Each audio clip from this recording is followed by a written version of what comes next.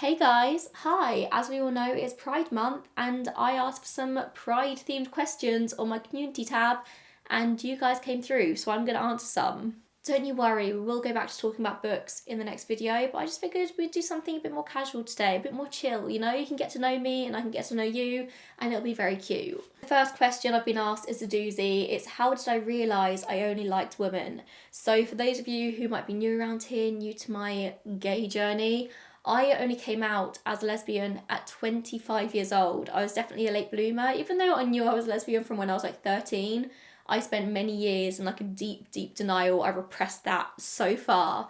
So when I was 25 years old, I met my now fiance, and I realised that probably need to actually like come out. And up until that point, I did a really good job at persuading myself and everyone around me, all my friends, that I was bisexual, even though I was never really interested in men. I like convinced myself that I was, but looking back, I never had any feelings, like romantic feelings for men ever in my life. Nothing compared to the feelings I had for women in my life. Even when I met my fiance, I told her that I was bisexual, and it was only probably about like 6 months to a year into our relationship that I was like, oh, you know what? I'm not bisexual. I am definitely a lesbian. And I think it very much came with just like finally being able to like admit to myself that I didn't like men. Like that was a source of shame in me for a really long time. And like being around my fiance who was like a really out and proud lesbian, like she came out at 15 and she's never faltered in that. I think that made me a lot more comfortable in that part of myself as well. But also I think it was the fact that being with my fiance was the first relationship I'd ever been in. Like I had a lot of like situationships, a lot of crushes, but I never let them get any further than that because most of my situationships, pretty much all of my situationships were with women, and I was so scared of coming out that I'd like self-sabotage at the last minute. And with men, I just never let it get that far because I never wanted to be with a man.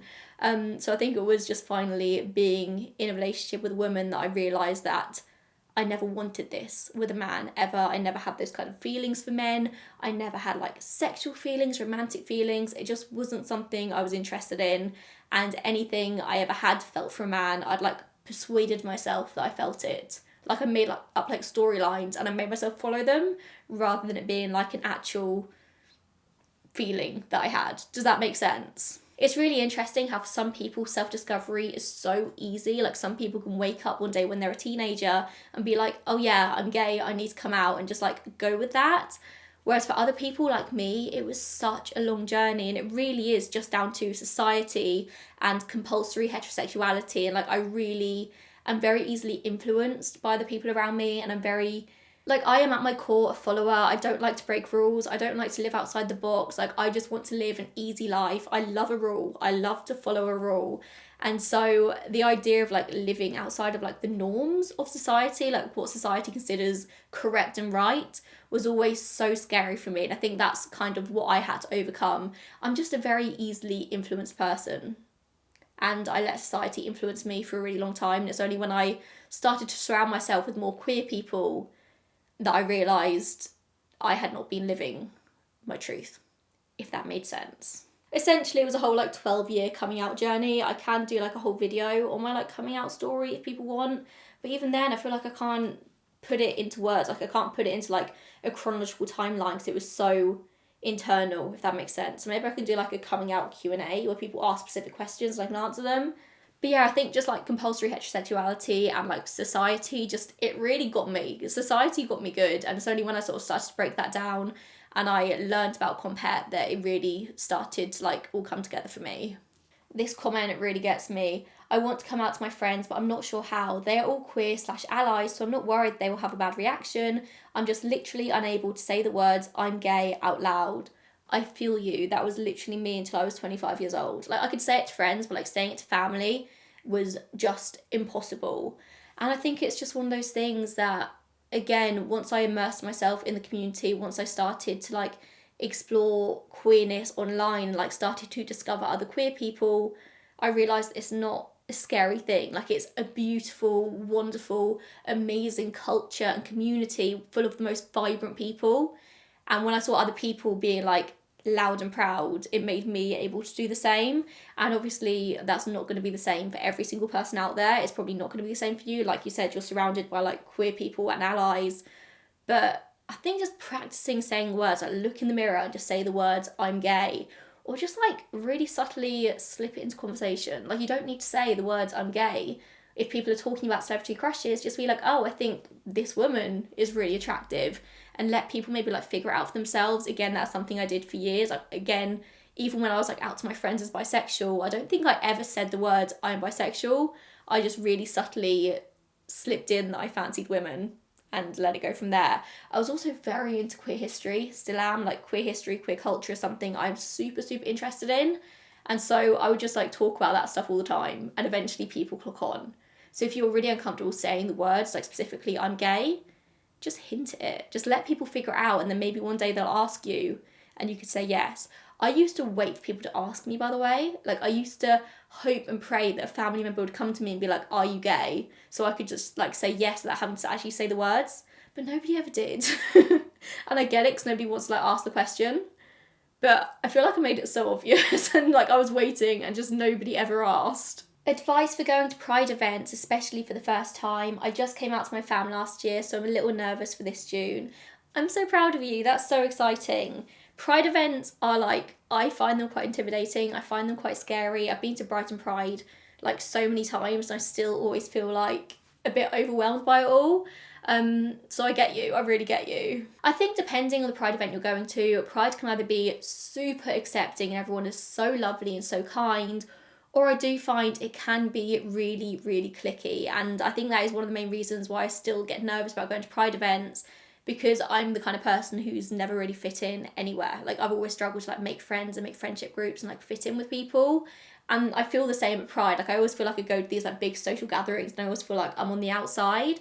So take a friend along with you. Take a friend who's like a really outgoing person, somebody who can like chat to people really easily and like get themselves involved in conversations, because that's something I cannot do. Whereas my best friend is like so willing to chat to people. She's so brave, she's so happy to like go up to people and like introduce herself, whereas like the idea of me going up to a stranger and introducing myself is the scariest thing in the world. So just like go with somebody who is a lot more outgoing, even if they're not queer themselves. Like take an ally, take a friend who is just like really willing to help you in that situation. I find that always really helps. Obviously you don't need to go and make friends, even if you just go and like take a little picnic and just like sit on the outside and just like see people being loud and proud. Like that is still such a wonderful thing to do. I always worry personally about going to Pride events and people thinking that I'm straight, because obviously I look like this, I'm very femme presenting. We all know there are many, many femmes out there in the world, like femme rep, but people do look at me and think I'm straight, and even queer people look at me and think I'm straight. So just like queer flagging in any way you feel comfortable. Like I don't know what your gender is, how you identify, but for me it would be like wearing a pin with the lesbian flag on it, or just wearing like a pin with the rainbow flag on it, or wearing Doc Martens, or just like something that flags to other people like, oh yeah, that girl might be a gay girly. I think my biggest advice is just go and enjoy yourself and don't set any expectations that you might not be able to meet. Like I always find when I go to these events, I'm like, yeah, I'm gonna go and meet all these people and I'm gonna like find myself a queer community and I'm gonna make friends. And then when that doesn't happen, I'm like inherently disappointed, because I just, like I said, I struggle in social situations and that's not very easy for me. So I find if I just go and I'm like, right, I'm just going to go and smile and have a good time, and I'm going to find myself a really good food truck and get good food from there. Like that is my baseline, and anything more than that, I'm like, okay, yeah, this is a good time. What made me more comfortable in talking openly about my sexuality, especially in front of family? I don't know. If you find out, I would love to know. I have now been out of the closet for over 4 years. I'm now engaged. I've got my big gay wedding coming up in like 2 months. And still a part of me wants to die talking about my sexuality with my family. I don't know why, it's just like this internalised thing I've got inside of me, just this internalised shame. I don't know if it's necessarily like the queer thing, or if it's just like just talking about like relationships and sexuality in general, because even before I came out, like any talk of like boyfriends would make me want to die. But I don't know if that's because I knew I was a lesbian, I was never going to get a boyfriend. But even now, just talking about relationships in front of my family is just, it makes me so uncomfortable. I'm hoping it gets better with time. I think it's just like now this internalised thing that any talk of like romance or like anything like that just makes me uncomfortable, because for so many years it made me uncomfortable because I was like hiding this big secret, and still now it is a thing. I don't know, my family are wonderful. Like they are so cool with me being gay. Like they love me, they love my fiance. I just I wish I could give you some tips. If you've got tips, leave them in the comments down below and let me know.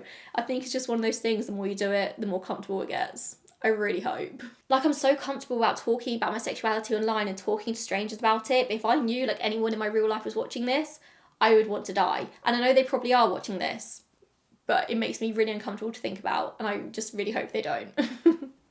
Oh, I just mentioned my wedding. This question is, how long until the wedding, and what kind of unique obstacles have you faced being a lesbian couple when planning and executing the wedding? This is such a good question because honestly, I thought it was going to be a lot worse than it has been. It really hasn't been that bad. But I have been actively seeking out like queer friendly suppliers. That's probably why. Something I have found I see a lot is when suppliers send through like forms for you to fill out, it's always like bride and groom. It's not that hard to be inclusive, just have like person 1, person 2. It doesn't need to be bride and groom. So as soon as I get anything through like that from any supplier, I just immediately like, I'm not going to work with them, just because I just don't think it's hard to be inclusive. It's really not that difficult, especially because a lot of the time in my original email to a supplier, I would be like me and my female fiance, like me and my wife to be, or like I literally name her like me and Holly, just so people don't come back and they just like automatically assume that I'm getting married to a man. So when I do that and they still send over a form with like bride and groom, it's really frustrating. I know there's big obstacles in the world, and I know there's bigger fish to fry, but it's just like a little thing that's so easy for a company not to do. And so I can't understand why they do it, if that makes sense. I have been slightly nervous throughout the entire wedding planning process of like the fact that I'm marrying a woman, so I always just like get in there straight away. I'm like, me and my female fiance. Like when I was looking at wedding dresses, I made sure one of the first things I said to the wedding dress people, like the people working in the store, was like, oh, my fiance Holly. Like I name her straight away so people know that is a female. And I feel like maybe I've avoided a lot of like awkward conversations by doing that, but some people might feel more nervous to do that. And obviously I'm in the UK, we do have laws protecting us to an extent, so people aren't gonna like outright reject my business because of the fact I'm marrying a woman. But I think I probably would have rejected a lot more companies if I wasn't so forthright in being like woman, woman, woman. Also just like the general institution of marriage, we've come to realise is so heteronormative. And we were talking about this the other day, and I don't really know how to like put it in words, but there's certain people, like the way they talk to us about the wedding, we're like, the idea of marriage to some people is so opposite to like what we see as marriage. Like for us, we're getting married not because it is a societal expectation for us to do so. Like we could quite happily go our entire lives and not be married, but we want to do it because like for us, we both grew up thinking we would never be able to get married. So it wasn't until I think it was 2015 that same-sex marriage was legalised here in the UK. I remember the day that it was legalised. I remember crying over it back in 2015 because I was like, wow, like maybe one day now I will be able to get married, even though I was convincing myself I was bisexual. But like on some level I knew that I wasn't, if that makes sense. So for us, like being able to get married is such an important thing. We were like, people fought for this, like people fought for our right to be able to do this. So like we want to do it to like make that statement. We're also getting married for certain protections. Like you never really know in the future how laws are going to change, how the face of politics is going to change. We don't know if we could get married now and then in like 20 years time a super right wing political party will come into play and our rights, our marriage will be stripped away from us. So we're like, we want to do this now, so maybe we can have that protection later down the road. Maybe in 20 years, the lesbian couples or gay couples generally who are married will still be seen as married, but like new couples won't be able to get married. So we're like, we just want to do it just to protect ourselves. If we do decide to have kids in the future, we think we'll be taken more seriously because we are a married couple. Also, we just generally love each other, so we want to get married, obviously. But there's a lot of queer couples who decide not to get married for a myriad of reasons, and that is totally valid. Like, there are so many sides of the coin. But yeah, I personally worry about things being taken away from us in future, and I think I'll be taken more seriously if I am married. I want those protections of being married to my partner, and also I just want to be married because I've always wanted to be married, and that is just like something that I've always wanted to do. So yeah, I went on a bit of a tangent there, but I was originally talking about how like heterosexual people talk to us about marriage. We've just realised that our idea of marriage is just so different from like the heterosexual idea of marriage. Like if one more person is like, oh yeah, that's it, you're stuck for life now, like, oh, the old ball and chain, like, I'm literally going to scream. Like, if that's what your idea of marriage is, like, if that's what comes to your head when you think of marriage, like, why are you doing it? Like, why? We don't own each other. We're not going to be owning each other. It's just like an expression of love and a protection barrier for us. It's wild. Also, we just want to throw a really big party. We just want to throw a really big, really good party. Okay, this was quite heavy, but what do I think is the biggest obstacle to queer acceptance currently? Is it conservative politicians, overt sexuality and family-friendly pride events, or biased media, etc.? And honestly, I do think the biggest problem is conservative politicians. I think when the people who are leading our countries are saying very questionable things about queer people, about pride, about transgender people specifically, it then enables the regular person to be loud and proud with their own very homophobic, transphobic views, and it empowers them to just say the things that they think that they probably before were too scared to say. And it is really, really scary as a queer person. I can't talk for the whole world, I can't talk for the whole Western world, obviously. I know in a lot of the world, like, homosexuality is just outright banned, outlawed, illegal. So talking purely from a Western point of view, from the UK, in the last 5 years, I think, don't quote me on these numbers, I think hate crimes against transgender people has gone up by 168% here in the UK. 168% in the last 5 years. Hate crimes against gay people has gone up 112% in the last 5 years. Those numbers are astronomical, and that is purely down to our politicians. I fully 100% wholeheartedly believe that, because when the leaders of our country are standing on these platforms and saying homophobic things and saying transphobic things, like I said, it does empower the regular person with those views to act on them. And when quoting those numbers, you've got to remember that only 1 in 8 people go to the police and report when they are the victim of an anti-queer, a homophobic hate crime. 1 in 8, and so few of those people actually report being happy with the police response to them reporting this crime. So when the politicians are on these stages saying these terrible things, and when the police aren't reacting appropriately to reports of hate crimes, what is stopping people? What is stopping a regular person from going out and committing said hate crime? Nothing. I also think social media in general has a lot to answer for, because social media is an echo chamber. When you're going on Twitter and Instagram and you are following people who have the same thoughts, the same beliefs as you, it can be really, really dangerous. And it kind of works both ways, because it's wonderful that as a queer person, you can go online, you can find community, you can find people who are the same as you, and you can finally feel for the first time in your life that you're surrounded by community.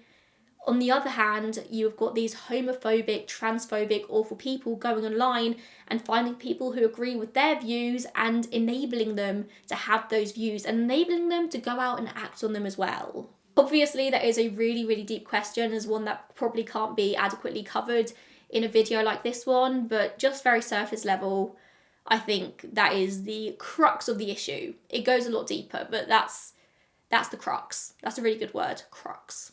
Oh, and the person went on to ask, what do I think is the best method to combat whatever it is that's making acceptance rates go down for the first time in history? Education.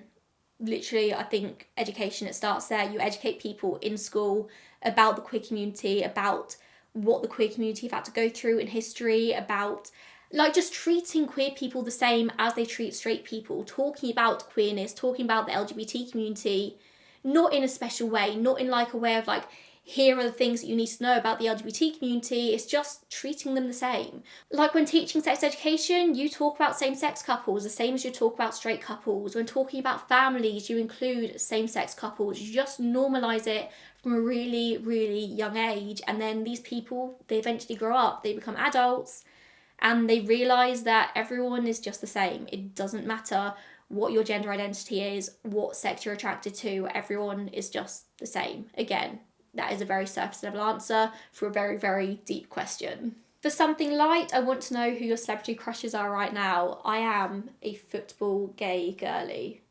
Give me a good football gay. Oh my god, Lucy Bronze. Lucy Bronze is like my ultimate crush right now. I am obsessed with that woman. Obsessed with her. Leah Williamson, please. Mappy Leon, please. Who else? There are so many. There are literally so many. Rachel Daly, please. Actually, just all of Barca Femini's football team. I fancy all of them. Pretty much all of Arsenal. Fancy all of them. They're just a football gay. Just give me a football lesbian and I will fancy them. I don't know what it is. I think it's because I've always been into like a kind of tomboy lesbian, and it's just my type. What can I say? Also, Kristen Stewart. I adore Kristen Stewart. I always say my type is, if I can look at you and tell that you're a lesbian, I'm into it. That's it. I'm a simple girl. In any media, which are your favourite, most unique, memorable portrayals of queerness? The number one answer that comes to mind for this is Schitt's Creek with Patrick and David.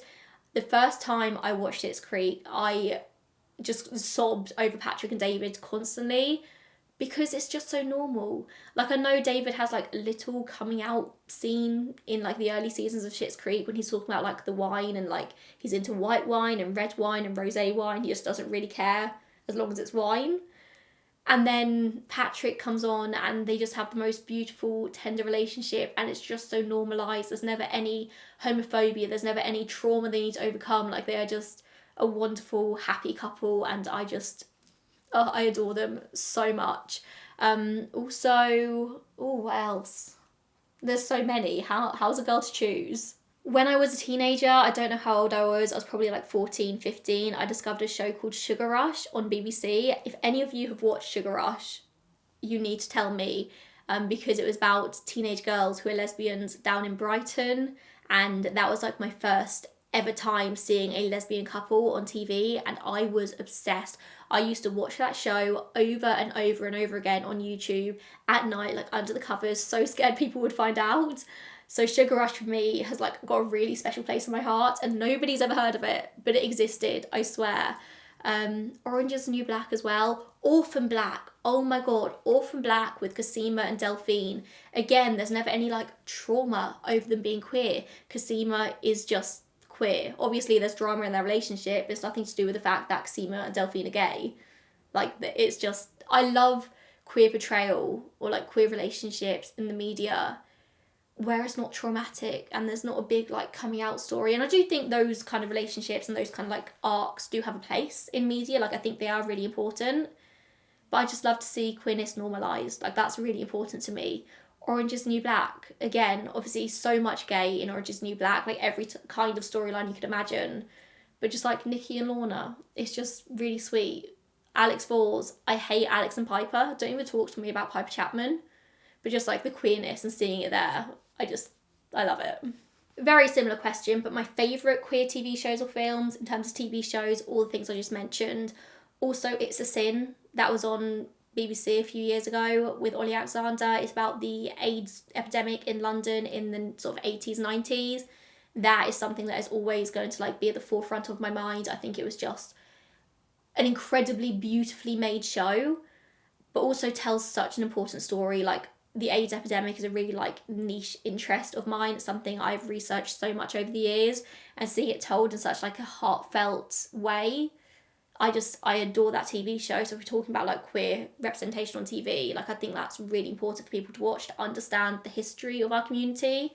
But films, on like the completely other end of the spectrum, Bottoms. If you haven't seen Bottoms, you have to see it. It is the most absurd teenage comedy I've ever seen in my life, and I am just obsessed with it. It was my 30th birthday yesterday, and I literally watched Bottoms because I was like, it's my birthday and I have to watch this movie. Like, I just have to. It is about gay teenagers. Again, there's no like big queer trauma. They are just lesbian teenagers who are trying to be in a relationship, like trying to get with the girls they like, and it just takes the most absurd turn I've ever seen. I can't even explain to you what Bottoms is about. You just need to see it. You just have to watch it to get it. Also, Carol with Cate Blanchett and Rooney Mara. I just think that is one of the most beautiful queer movies ever made. It is obviously based on the book A Price of Salt by Patricia Highsmith, and I feel like the movie really did it justice. I said that really funny. The movie really did it justice. It's set in the 1950s. It's about being a lesbian couple in a time when you just simply couldn't be a lesbian couple, and it's about all the things that Carol loses because of her relationship with Therese, and it's beautifully made. I think it's a really beautiful film. And on that note, I think I'm going to say goodbye because I've been filming for ages. I went on so many tangents. I'm really have to try and edit this video down into something coherent, I fear. But thank you so much for watching. If you enjoyed this, then please make sure you subscribe to my channel if you haven't already.